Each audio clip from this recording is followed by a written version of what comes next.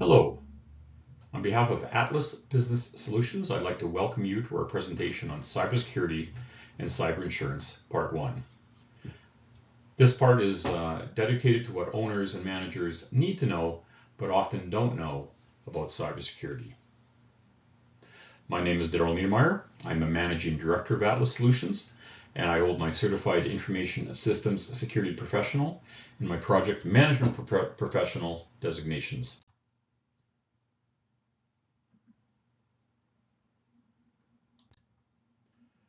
When we talk to businesses about why they don't have cyber insurance, they have a number of common reasons.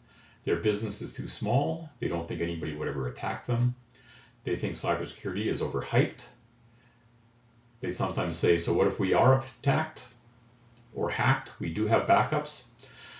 They insist that they use antivirus software to keep them safe.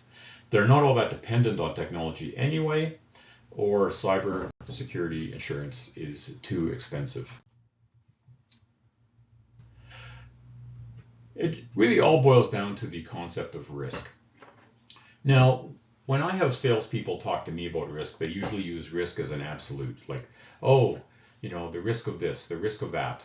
In the part of the country where I live, we're not in an earthquake zone, but I'm going to use earthquakes as an example because the equivalent of this is somebody, an insurance broker, coming to me and saying, oh, you need earthquake insurance.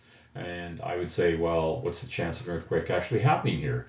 Well, that's not important. If it does happen, your building will be devastated. Your business will be shut down. You need to have earthquake insurance. What many people fail to realize is that risk is a calculation. And if we look to the Project Management Institute, they define risk as an uncertain event or condition that, if it occurs, will have a negative effect on the business. If it doesn't occur at all, then there's not a problem. So it's a calculation. Risk is the chance of a risk occurring multiplied by the damage should a risk occur. And managing risk involves bringing either of these two numbers into an acceptable level. Going back to the example of an earthquake, the part of the country where I live in, if an earthquake was to happen, buildings would fall, it would be mayhem, there'd be a huge death count. But the risk of an earthquake happening is so incredibly small that the first number of that equation is so minuscule that the risk factor for an earthquake is not even worth worrying about, which is why we don't sell or buy earthquake insurance here. So how do we manage these risks to bring these numbers to an acceptable level? Well, we either bring down the chance of a risk occurring, or we bring down the damage should a risk occur. There are really four ways to kind of do this. We can accept the risk. Again, going back to an earthquake example, I'm going to just accept that risk. If there should be some sort of an earth tremor in my part of the world, I'll just plaster over the cracks in the walls, fix up my paint, and I'm good to go. I don't need any other help to do that. I'm just going to suck it up. We can avoid the risk. Going back to a computer example again, we're not going to engage in any business or practice that could have a risk. So we're going to, what is sometimes called air gapping, we're not going to connect our computers to the internet at all. We're going to make physical backups of everything. Or we can mitigate the risk. So we can reduce its probability or impact. We can, for instance, pick the bottom fruit off the tree. Again, within information technology, probably the easiest and cheapest fruit to pick off the tree to reduce our risk is just making sure that our employees are trained in cyber awareness, cybersecurity issues, and they have this idea front and center whenever they open an email to validate, okay, is this a legitimate email? Is this from my boss like it says it is, or is it some sort of a phishing attack? That sort of awareness is probably the easiest and fastest and lowest cost way of reducing the risk of a business being susceptible to a cyber attack. And finally, we can transfer the risk. and we can pay someone else to take care of that risk. And that's the whole idea behind insurance. Now, keep in mind that when you transfer your risk to an insurance company, they want to make sure that there's a very low likelihood that they'll ever have to pay out on that risk, or that the premiums that you're paying them will compensate them over time for the risk that they are assuming. And so if you have a risky business, they're going to charge you more to take on that risk. So where do cyber risks come from? Well, they come from a number of areas. Hardware failures, such as failed data storage, external hard drives fail, environmental failure. So you come to the office someday and your business is not there anymore because the business next door had a fire overnight. Or maybe it's surrounded by police tape and you can't get to it for a number of weeks until the fire investigation or the police investigation is finished. It may be user error. People make mistakes all the time. Sometimes there are poor office procedures that can cause loss of data or exfiltration of data that leaves your business.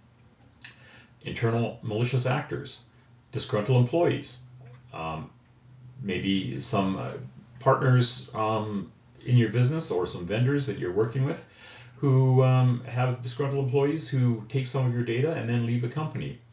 And then finally, of course, there are what we consider the external cyber threat actors.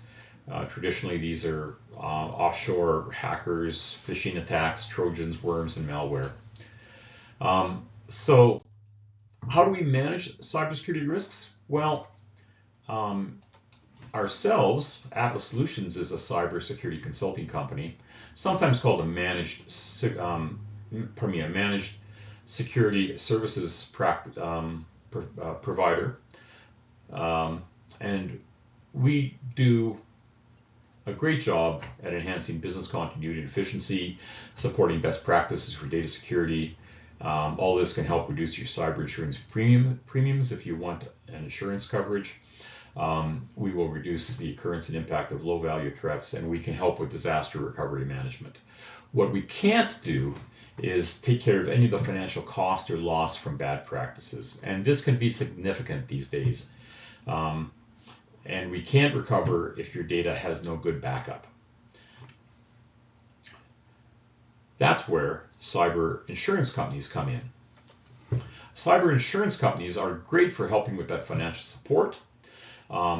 They often have partnerships with professional disaster management companies who can drop ship a team into your site to get you back up and running very quickly and gather forensic data if possible as well to try to hold the perpetrators accountable for their attack.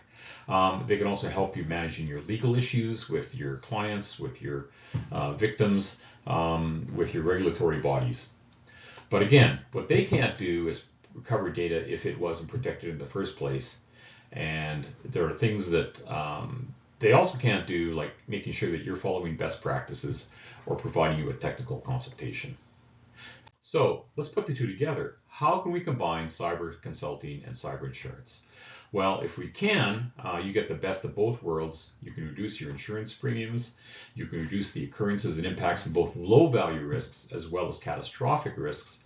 And you get disaster recovery management if you require it, as well as financial support and handling all the legal issues and other litigation issues. So how can we do this together? Well, let's work through a little bit of a scenario. So this is our business, Atlas Business Solutions, and we have a partnership with a company called Coalition. They are a cybersecurity insurance underwriter, and they will certify Atlas to conduct qualifying cyber assessments of businesses that are looking to be insured. Here's you and your business. You will contract with Atlas to have a cybersecurity assessment completed. We will provide you with the results of that assessment. That will be either a qualification. Yes, you qualify for insurance through Coalition. We can guarantee that. Or you don't qualify, but we can take care of the deficiencies. Or maybe you have your own IT company that you want to work with. We'll work with them to highlight and control and verify that those deficiencies have been removed. And again, we can also help identify the low-hanging fruit that might reduce your premium. Even if you do qualify, you'll get a better rate. With that qualification report, you then go and talk to your insurance broker. Your insurance broker doesn't have to worry about whether you qualify or not, because you have proof that you qualify for insurance. So he or she is then just out to get you the best possible price or package for your needs. What are the deductibles? What are the coverage limits? What is the premium? Now, your agent can actually shop for the best policy with other companies as well, knowing full well the coalition will guarantee you a policy if no one else will, or if no one else will give you a competitive policy. With that policy and with that assessment, we'll give you a cybersecurity report. What's in that report?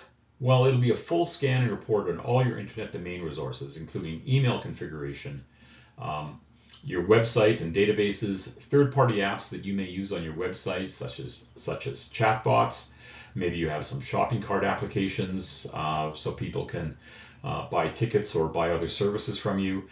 Maybe you integrate with MailChimp or some other email software to inform your users of your updates and your products and your new services. All of those products belong to some other company. They are a vendor to you, but you have no insight into how secure their environments are. A full scan will look at everything that is tied to your domain and make an assessment and make a report on how severe those risks might be, if there are any, and what needs to be done to correct them. We'll also do a network scan of your office network. And if you have people working from home, we can include them in that report as well, so we can test their home network to make sure that there aren't exceptions in their firewall for teenagers who might be, gamers and trying to open up firewalls to be able to get better access to their game performance. We can discuss your data retention and backup needs, so that we can make sure that we cover those off as well. We can talk to you about HR considerations, such as cybersecurity training for all of your employees. And maybe there are some other issues that you want to assess and raise. So with this report, not only can you reduce and take some of the bottom fruit off the tree in terms of reducing your own risk of being attacked, but you also will get a report that you hopefully can take to your insurance broker to see what cybersecurity insurance will cost you and what you can get for your business as well. Part of this tool also involves a monthly monitoring, because things change.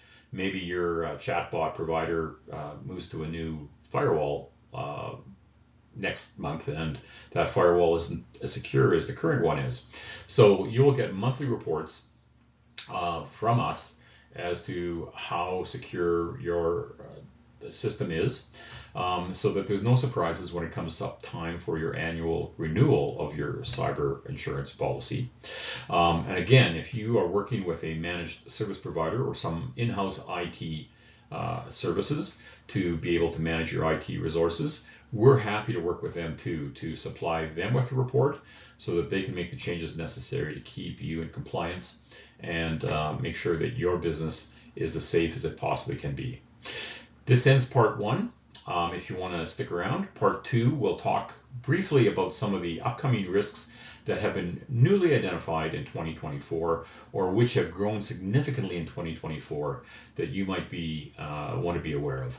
And that ties into the question of risk that we talked about earlier. These are new risks, so the probability of the risk increasing the probability of a risk happening is increasing, as well as in some cases the impact of the risk is also increasing. So risk profiles for all businesses across the spectrum are increasing, and we're going to talk for a few minutes about what some of those risks might be and steps that you and your business can take, or your IT provider can take with you to help minimize those risks. Thanks so much. And if you have any questions, please feel free to reach out to us at atlassolutions.ca. Thanks so much. Bye.